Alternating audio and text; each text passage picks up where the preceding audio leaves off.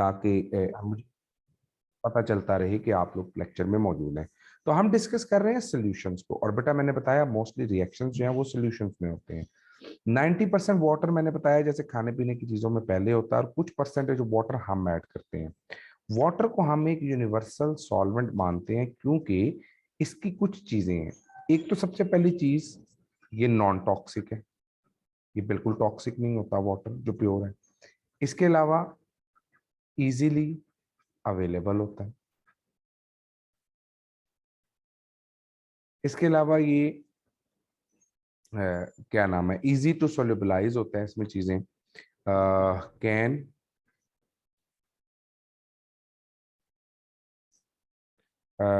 Can think, सो हम कह सकते हैं polar substances, mostly polar substances can dissolve easily।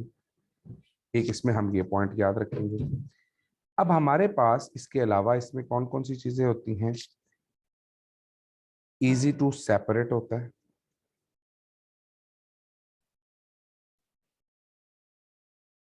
ठीक है, और मोस्टली ये नॉन रिएक्टिव होता है। तो वाटर को हम इसलिए भी यूनिवर्सल सॉल्वेंट मानते हैं क्योंकि वाटर के अंदर ये 4-5 खसूसियात हैं जो मौजूद होती हैं। तो इसको हम अपने जहन में रखेंगे। अब हम वन बाय वन इस चीजों की डिटेल में जाते जाएंगे, लेकिन सबसे पहले हमें पढ़ना है कि सॉल्यूशंस बनते किस तरह से हैं।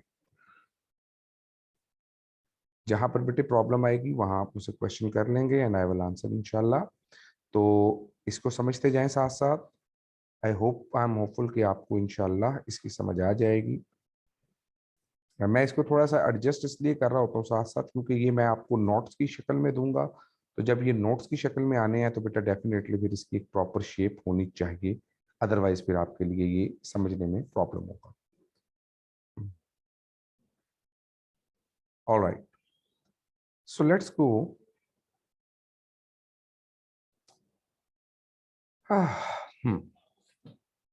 तो हम यहाँ पर डिस्कस कर रहे हैं सॉल्यूशंस को। सबसे पहले देखते हैं हाउ सॉल्यूशंस आर फॉर्म।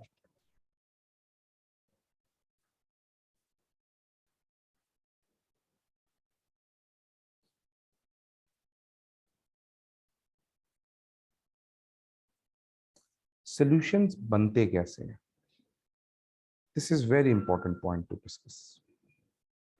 सबसे पहला principle, the principle which we are going to follow right now is like dissolves like. What do we mean by like dissolves like?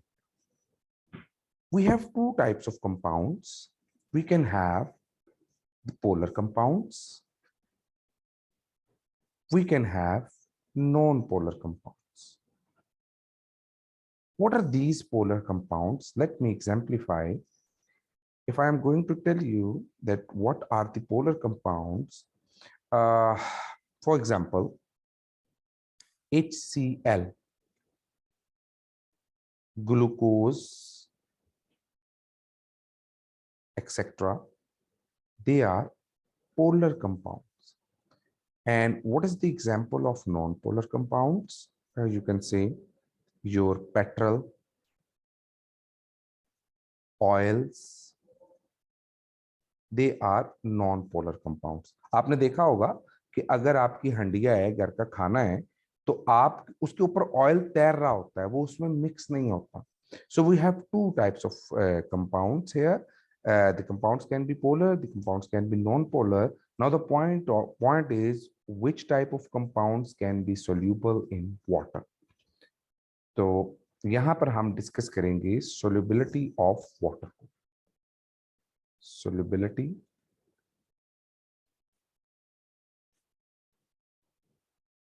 in water. Remember one thing, that water can dissolve two type of compounds: ionic compounds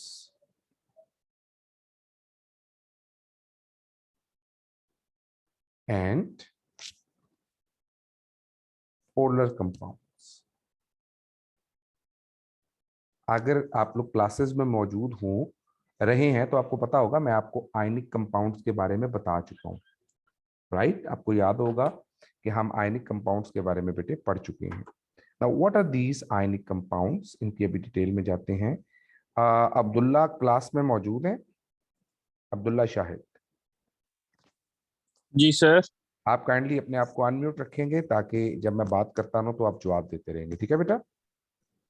ठीक है sir. Okay. सो हमारे पास ionic compound है और polar compound है। बेटे आप ionic compounds की कोई एग्जांपल बता सकते हैं? Any example of ionic compound? Sir H2O, hydrogen का एक इलेक्ट्रॉन सर ऑक्सीजन के अंदर ऐड हो जाता। बेटा H2O is not an ionic compound. मैंने आपको क्लास में एक एग्जांपल दी थी, अगर याद हो। एनीवन एल्स जो बताना चाहे, just raise your hand in the group. Sir, NaCl. Yes. Okay, Barira is right. The compound is NaCl, sodium chloride. It is known as table salt. Okay. तो हम इस टेबल सॉल्ट को soluble कैसे करेंगे? देखें, in this table salt this we have two type of ions. G, any one of you can tell how many types of ions are there? So two types. Two types. Can you tell me the types, name of these types? So Na positive and Cl minus. What are the name of these types? Sir, Cation cation and anion. anion. Exactly. Cations and anions. Shabash. Very good. Very good. So we have cations that are positive in charge and we have anions that are negative in charge. Now see, these are the two ions and they are closely related to one another. they एक दूसरे के साथ एक strong force of attraction से जुड़े हुए हैं, एक दूसरे के साथ मिले हुए हैं। What I am going to do, I want to separate them. Just आप ये देखें कि मैंने इन दोनों को इस तरह सेपरेट करना है। ये दोनों एक दूसरे के साथ मिले हुए, जुड़े हुए हैं। Now, what will happen here when the water molecules will be added? When I will add water molecules, तो आपके पास ये है बेटा वाटर का स्ट्रक्चर। डेफिनेटली ऑक्सीजन हल्का सा नेगेटिव होता है और हाइड्रोजन पॉजिटिव होता है। मैं आपसे क्लास में ये बात भी डिस्कस कर चुका हूं कि आपके पास जब हम किसी चीज को वाटर में ऐड करते हैं तो उसके जो ऑपोजिट आयंस होते हैं वो दूसरे को अट्रैक्ट करते हैं, ठीक है बेटा? तो ये नेगेटिव चार्ज है और ये पॉजिटिव चार्ज है। जी बेटा, यहां तक पॉइंट समझ आ रहा है आप लोगों को? Any one of you, Yes. Any question? Very good. अच्छा, ये नेगेटिव चार्ज इस पॉजिटिव चार्ज को खींचेगा, तो जल्दी से बताएं इस नेगेटिव चार्ज को कौन से चार्जेस खींचेंगे? Positive sir. Positive. शाबाश, पॉजिटिव हाइड्रोजन्स।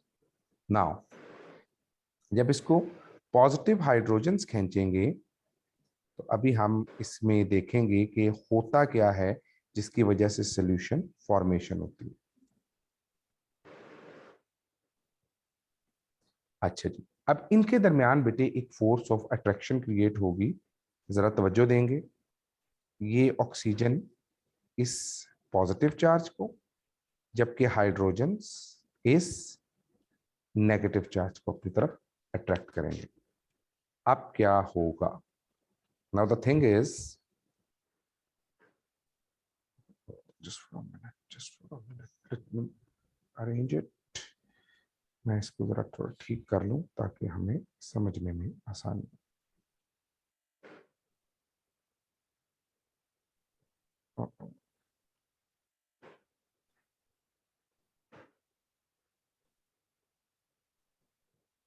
ऑलराइट, तो अब आप देखेंगे कि मैं इसके आयंस को सेपरेट करने की कोशिश करूंगा। कैसे? ये आयंस मौजूद हैं, लेकिन आफ्टर सम टाइम जब ये आयंस इसको खींचेंगे तो बेटा ये वाले चार्जेस इसको इससे दूर ले जाएंगे। बात समझ आ रही है आपको? देख रहे हैं?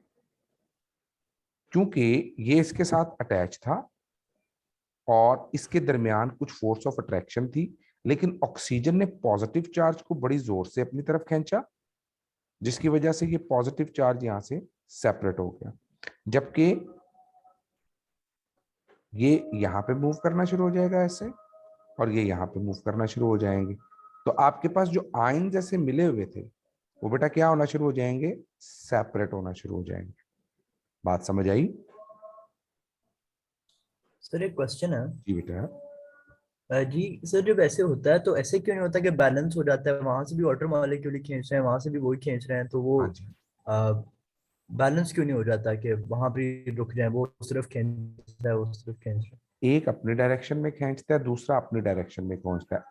जो लाइक चार्जेस होते हैं अच्छा वो अच्छा। करते वो हैं। मुझे जी अब मुझे समझ आ गया सर, वो अब देखें, पॉजिटिव वाले को अपनी तरफ खींच लो। अब वो पॉजिटिव जी अपनी तरफ खींच लेगा, वो नेगेटिव अपनी तरफ खींच लेगा, और देखें अब जब ये खींचेंगे तो यहां पर और वाटर मॉलिक्यूल्स आ जाएंगे।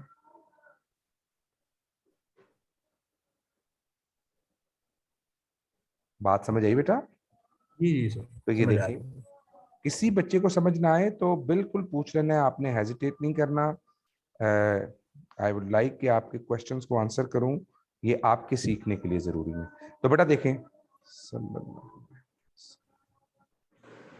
यहां से इधर अट्रैक्शन होगी बेटा, और यहां से पॉजिटिव चार्जेस की अट्रैक्शन यहां होगी। तो आप देख रहे हैं कि ये पॉजिटिव और नेगेटिव चार्जेस जो हैं ये आयंस में टूट गए हैं, पानी ने इनको कवर कर लिया। जी बेटा। जी सर। जी चार्ज चार्ज फ्रॉम, अच्छा ओके, एक क्वेश्चन आया आयशा की तरफ से, sir I don't understand how the charge changed from positive to negative. बेटा पॉजिटिव से नेगेटिव कोई नहीं हुआ, पॉजिटिव पॉजिटिव ही है, नेगेटिव नेगेटिव ही है। जब नेगेटिव, ये वाटर के अपने चार्जेस हैं और NaCl के अपने चार्जेस हैं, ये सोडियम है और ये क्लोरीन है। हुआ क्या कि ऑक्सीजन के नेगेटिव पार्ट ने NaCl के पॉजिटिव पार्ट को अपनी तरफ खींचा, जबकि हाइड्रोजन जो वाटर का पॉजिटिव पार्ट था उसने नेगेटिव पार्ट को अपनी तरफ खींचा। बात समझ आई आपको बेटे आयशा? बड़ा सिंपल पॉइंट है। ओके शाबाश, गुड, शाबाश। क्वेश्चंस करें, क्वेश्चंस आपको इंप्रूव करेंगे और इंशाल्लाह आप लोग इसमें अच्छे ग्रेड्स लेंगे। आई विश कि आप क्वेश्चन पूछें, पेपर ठीक से करें सही तरह करके, और आप इसमें A ग्रेड लें इंशाल्लाह। तो ले जी, ये आपके सामने बेटा NaCl का मॉलिक्यूल सेपरेट हो गया। अब जब सोल्यूशन बन जाता है तो कुछ प्रॉपर्टीज होती हैं उसकी, और क्योंकि हम आयनिक सॉल्यूशंस पढ़ रहे थे तो हम अभी डिस्कस करते हैं कि हमारे पास जो आयोनिक सॉल्यूशंस हैं वो किस तरह के होते हैं, इनकी प्रॉपर्टीज। सबसे पहली चीज, जो आपके पास आयनिक सॉलिड्स होते हैं जब ये सोल्यूबल हो जाते हैं तो मैं कहते हैं कंप्लीटली डिसॉल्व। सबसे पहले हम ये याद रखेंगे। दूसरा, कैन पास थ्रू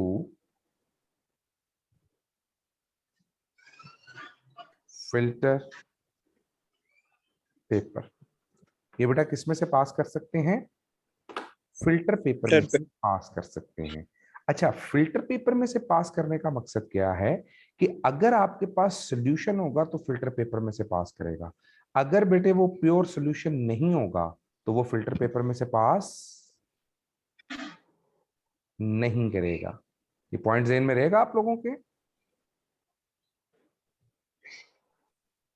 जी बेटा, ये आपके ज़हन में क्वेश्चन रह जाएंगे, ये वाला पॉइंट रह जाएगा? रिपीट ये जी सर। डिसॉल्व करने वाला पॉइंट आप प्लीज रिपीट कर दें। मैं ये कह रहा हूं कि जो कंप्लीटली डिसॉल्व होंगे वो फिल्टर पेपर में से पास करेंगे, जो कंप्लीटली डिसॉल्व नहीं होंगे वो फिल्टर पेपर में से पास नहीं करेंगे। समझ आई बेटा? Okay, thank you sir. Yes sir. अच्छा जी, चले। तो ये मैंने यहाँ पर बना लिए, सबसे पहले सोल्युबिलिटी इन वाटर हम डिस्कस कर रहे हैं और हमने वाटर के अंदर उनकी सोल्युबिलिटी को देख लिया। अब थोड़ा सा अंडरस्टैंड करते हैं एक मिनट मैं बस इसको एडजस्ट कर लूं। ओके, तो ये हमारे पास सॉल्युबिलिटी इन वाटर आ गई। अब दूसरी जो सॉल्युबिलिटी है ना हमारे पास, वो है पोलर कंपाउंड्स की, कि आयनिक कंपाउंड्स तो डिसॉल्व हो गए, how the polar compounds are dissolved. अब इन कंपाउंड्स के बारे में स्टडी करते हैं। तो हम यहाँ पर लिख लेते हैं जी कि हम पोलर कंपाउंड्स की सॉल्युबिलिटी को डिस्कस कर रहे हैं। तो हम यहाँ पे किसको स्टडी कर सकते हैं? हम स्टडी कर सकते हैं सॉल्यूशन ऑफ CH3OH, जिसको आप मिथाइल अल्कोहल कहते हैं, इन वाटर। अब इसके सॉल्यूशन को हम लोग डिस्कस करते हैं। सॉल्यूशन को डिस्कस करने से पहले हम थोड़ा सा स्ट्रक्चर अंडरस्टैंड करेंगे कि मिथाइल अल्कोहल का स्ट्रक्चर किस तरह का हो सकता है। ये देखें बेटा, जो मिथाइल अल्कोहल है वो है CH3O एंड H। मैं अगर इसको थोड़ा सा मजीद बनाऊं तो मैं इसको इस तरह से बना सकता हूं कि आपके पास ये कार्बन है, इसके साथ यहाँ 3 हाइड्रोजन लगे हुए हैं और ये OH है। ऑक्सीजन पे बेटा कौन सा चार्ज देखा हमने? जल्दी से बताइएगा, ऑक्सीजन पे कौन सा चार्ज होता है? नेगेटिव। शाबाश। और इस हाइड्रोजन पे कौन सा चार्ज होगा? पॉजिटिव। Positive. अब मुझे बताएं, ये नेगेटिव पार्ट पानी के किस पार्ट को, वाटर के किस पार्ट को अट्रैक्ट करेगा?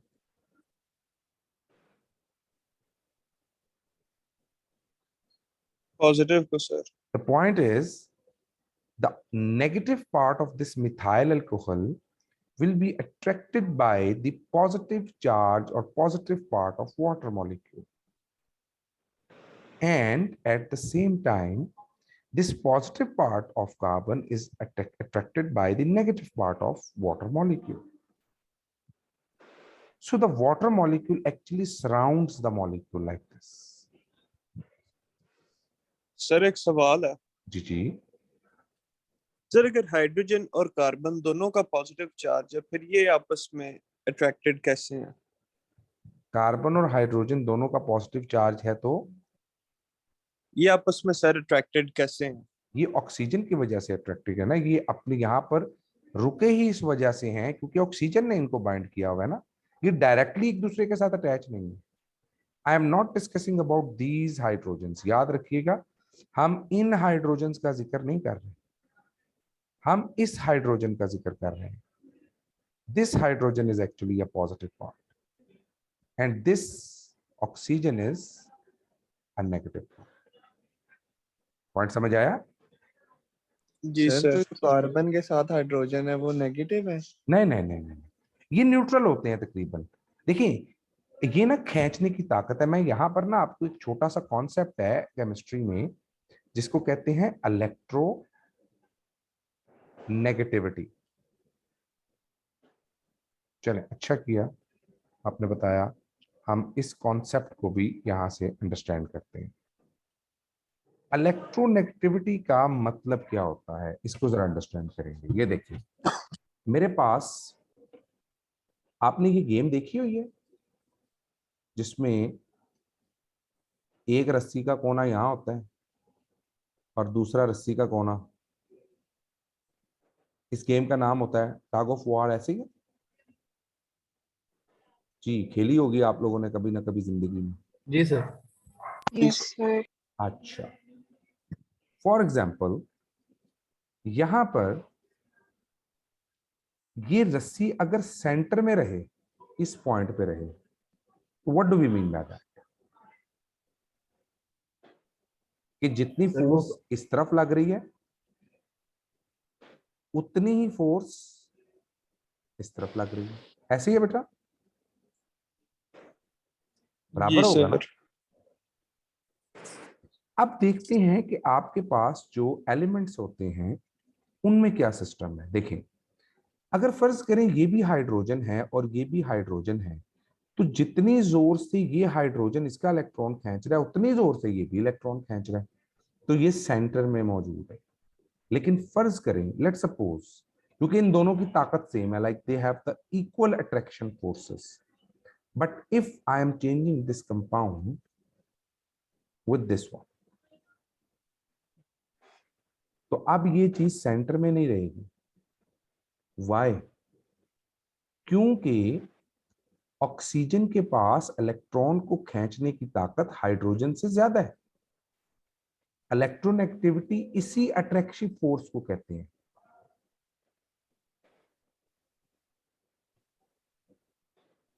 तो ऑक्सीजन की बेटा वैल्यू होती है, ये आपको टेबल मिलेगा, हम आगे थोड़ा सा पीरियोडिक टेबल में जाएंगे तो हम इन कॉन्सेप्ट्स के बारे में सीखेंगे।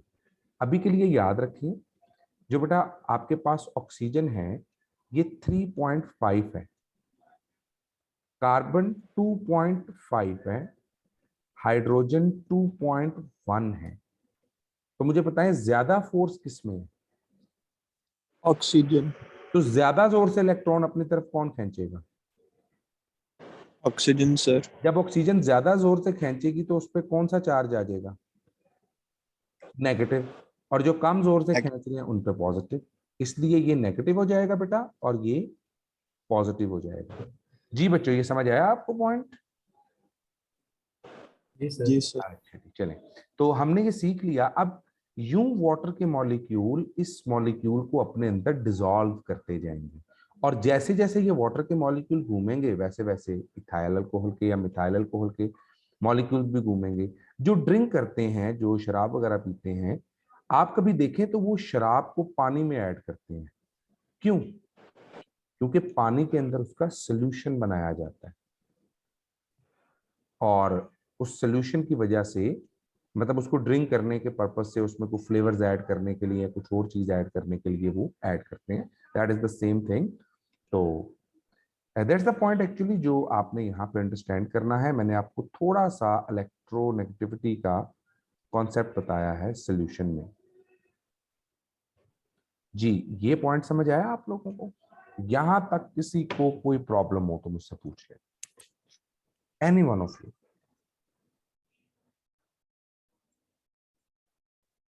जी, any one of you, any problem, I am here to help you.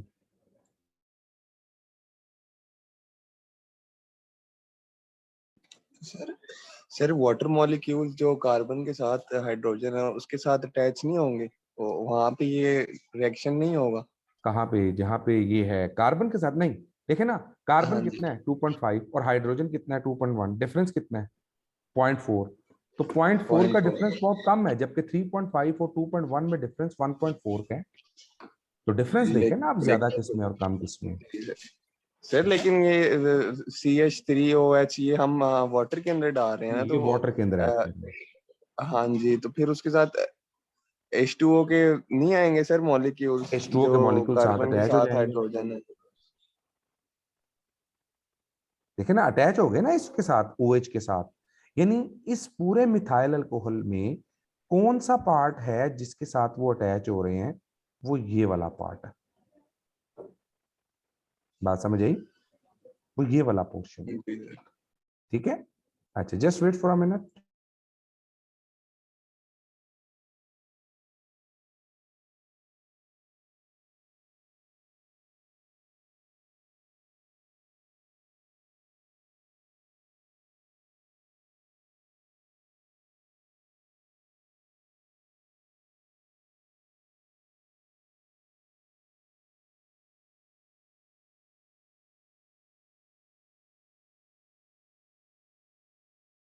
Okay बेटा, तो इसके बाद ऑनवर्ड चलते हैं यहाँ से, और हमने सॉल्यूशंस को जनरली पढ़ लिया।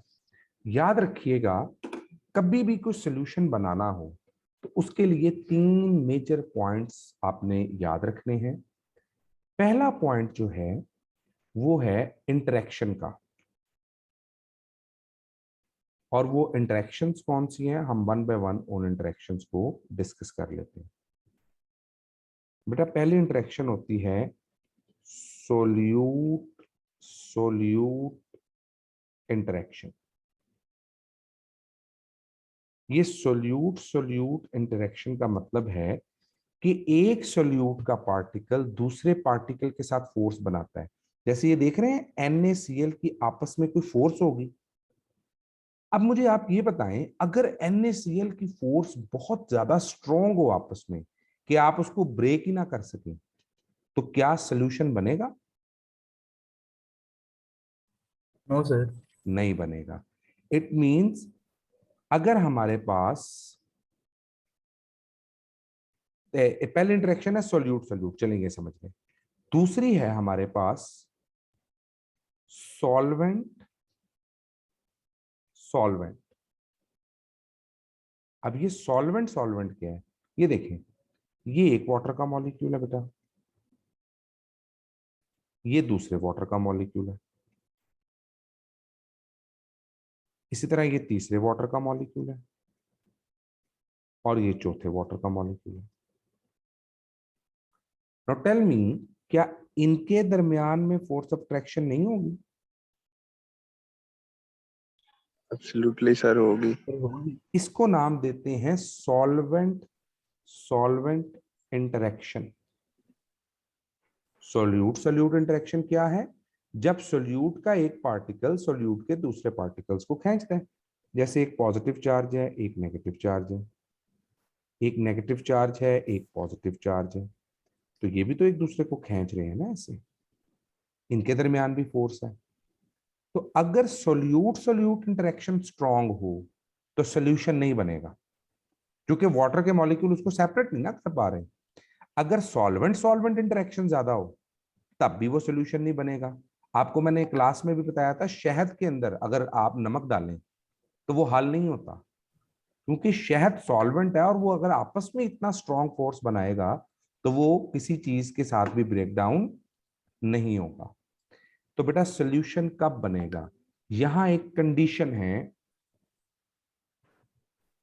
Condition for the formation of solution. अब ये कंडीशन क्या है? इस कंडीशन को याद रखना है आप लोगों ने। For preparation of solution, solute solvent interaction must be greater than solute solute and solvent solvent interaction। बात समझ आई आपको कि जब आप सोल्यूट को सॉल्वेंट में मिक्स कर रहे हैं तो वो फोर्स जो सोल्यूट और सॉल्वेंट की बन रही है, अगर वो ज्यादा होगी सोल्यूट सोल्यूट से और सॉल्वेंट सॉल्वेंट से, तब सोल्यूशन बनेगा, और अगर वो नहीं होगी तो वो सोल्यूशन कभी भी फॉर्म नहीं होगा। ये पॉइंट समझ आया बेटे आपको? Anyone Yes, of sir. You जिसको इस पॉइंट में इशू हो? सर एक बार रिपीट करते हैं। जी अच्छा, मैं यहाँ पर आपको एक बात बता दूं कि हमारे पास क्योंकि अभी 1 मिनट से कम रह गया, हम दोबारा मीटिंग को ज्वाइन करेंगे, क्योंकि लेक्चर रिकॉर्डिंग पे है तो वो 1-2 मिनट ले जाएगा रिकॉर्डिंग के लिए। तो पैनिक ना होइएगा, राइट 1-2-3 मिनट्स के बाद आपको दोबारा लिंक आ जाएगा। वो जब तक रिकॉर्डिंग को सेव कर रहा होता है उस वक्त तक ना क्लास नहीं हो पाती है। तो मैं ये कह रहा था कि अगर सोल्यूट देखें, अगर सोल्यूट की फोर्स ज्यादा हो आपस में तो सोल्यूशन उसको ब्रेक नहीं कर सकता। अगर सॉल्वेंट की फोर्स ज्यादा हो तो वो ब्रेक ही नहीं होगा सोल्यूट को अपने अंदर डिसॉल्व करने के लिए। इसलिए सोल्यूट सॉल्वेंट इंटरेक्शन, ये जिस तरह ये बन गई वाटर की NaCl के साथ, जब ये फोर्स ज्यादा होगी इन दोनों फोर्सेस से, सोल्यूशन तब बनेगा। ठीक है, अगर नहीं होगी तो वो नहीं हो सकता।